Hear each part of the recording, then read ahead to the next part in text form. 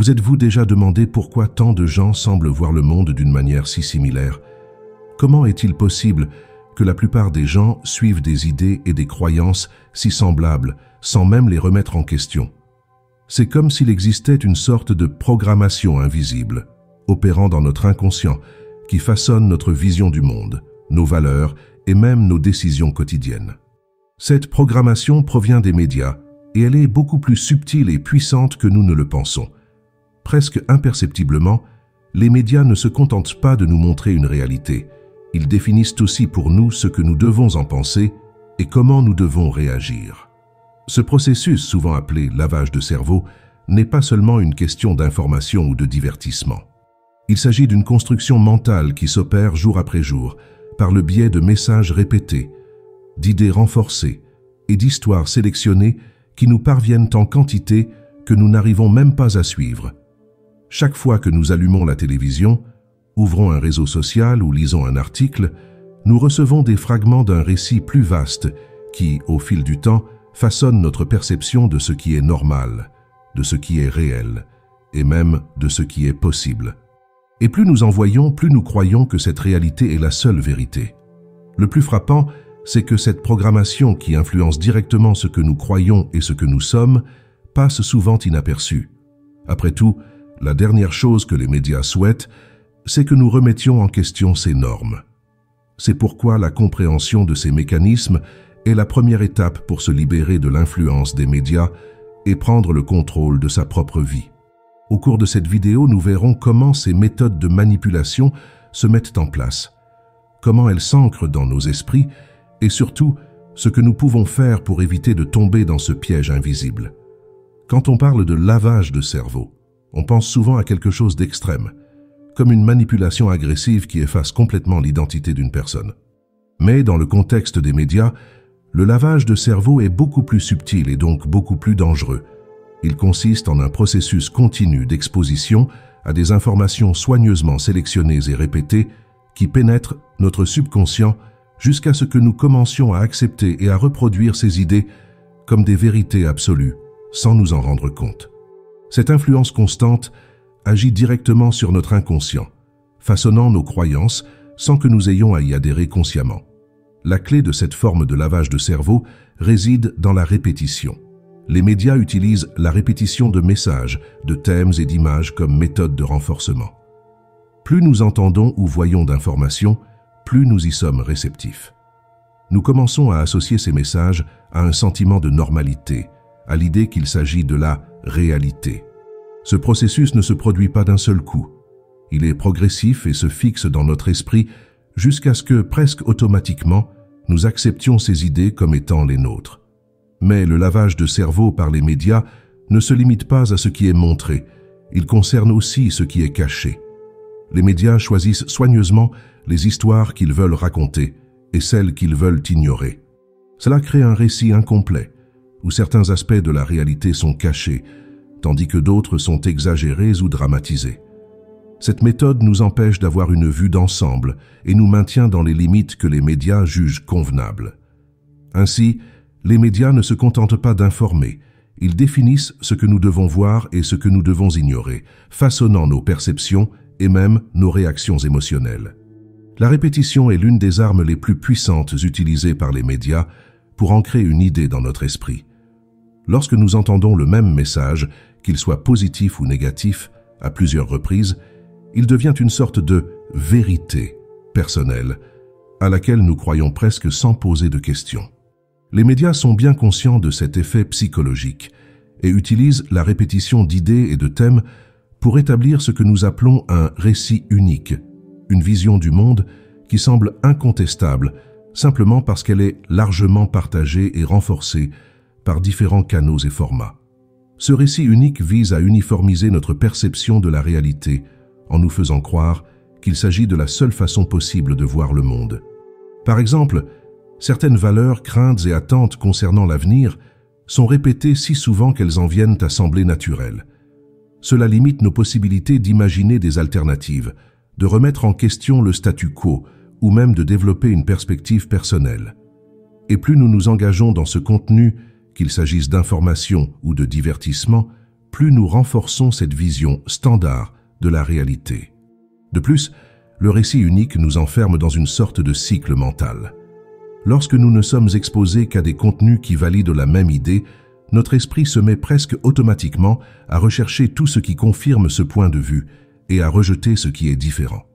Ce phénomène, connu sous le nom de biais de confirmation, est encouragé par les médias eux-mêmes, qui nous offrent un flux ininterrompu de contenus qui ne font que renforcer ce que nous croyons déjà. Cela crée une zone de confort mental, où tout semble avoir un sens mais qui limite en fait notre vision et nous empêche d'explorer de nouvelles possibilités ou de rechercher une vérité plus profonde. Les médias n'ont pas seulement un impact sur les individus pris isolément, ils agissent aussi directement sur l'inconscient collectif, façonnant des croyances et des comportements qui deviennent des normes sociales. Cet inconscient collectif, terme largement exploré par Carl Jung, est constitué d'idées, de mythes et d'archétypes qui partagent une base commune et silencieuse dans l'esprit de chacun. En répétant certaines valeurs, idéaux et peurs, les médias finissent par semer des concepts qui se renforcent et s'inscrivent dans la mentalité de toute une société. Cette influence crée ce que l'on pourrait appeler une zone de sécurité de la pensée, où ce que tout le monde croit est automatiquement accepté et rarement remis en question.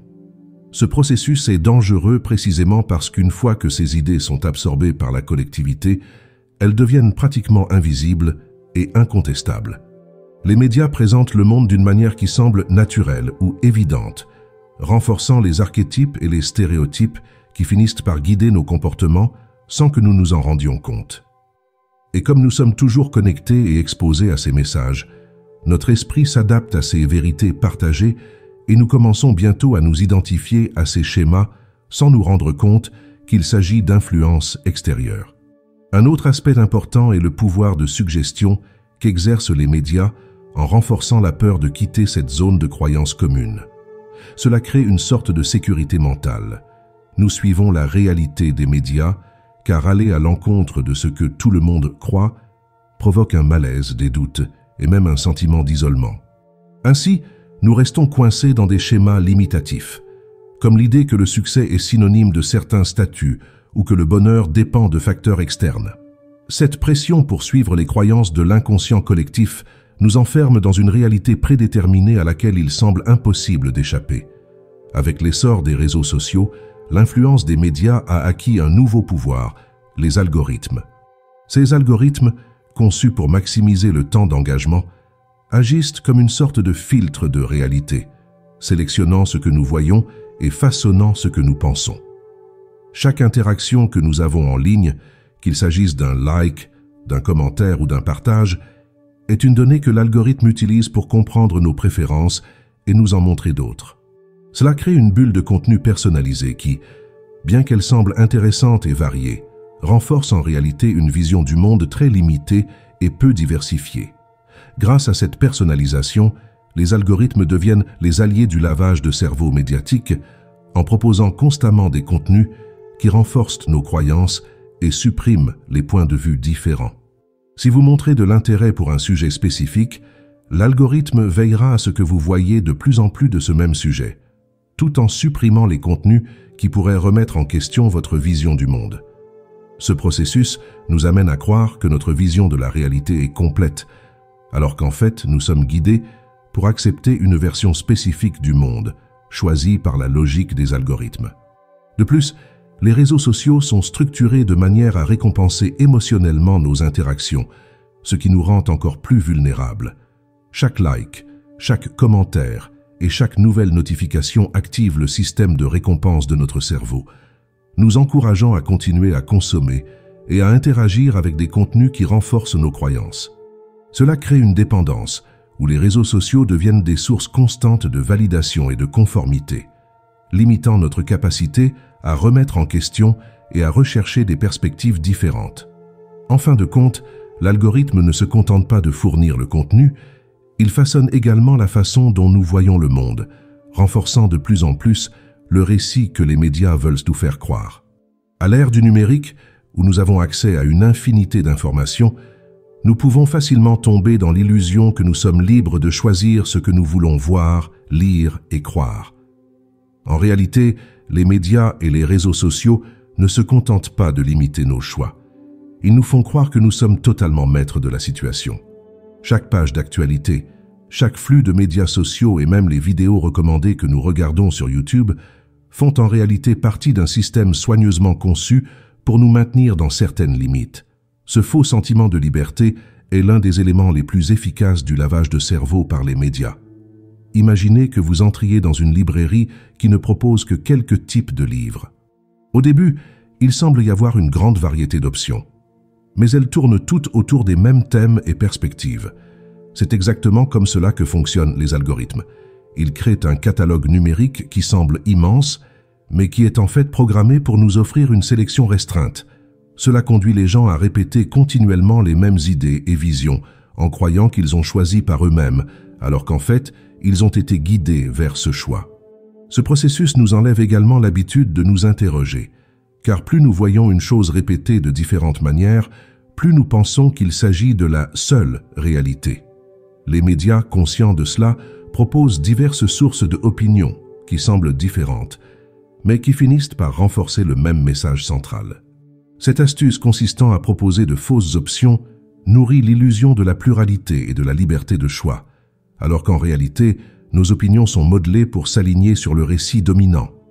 En fin de compte, nous croyons choisir librement, mais nous ne faisons que suivre les chemins qui ont été créés pour nous maintenir dans la même vision limitée de la réalité.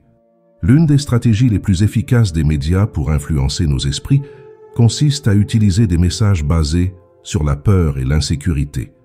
La peur est une émotion primitive et puissante qui active un état d'alerte dans notre cerveau, ce qui fait que notre attention est totalement focalisée sur ce qui pourrait représenter une menace.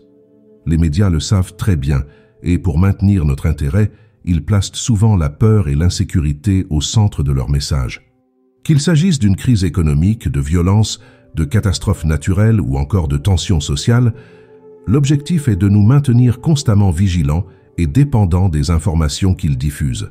Cet état de peur permanente génère un effet psychologique qui nous rend plus sensibles à la manipulation. Lorsque nous avons peur, notre esprit cherche la protection et la stabilité, et nous finissons par accepter les informations sans poser de questions dans l'espoir d'obtenir une solution ou une sécurité.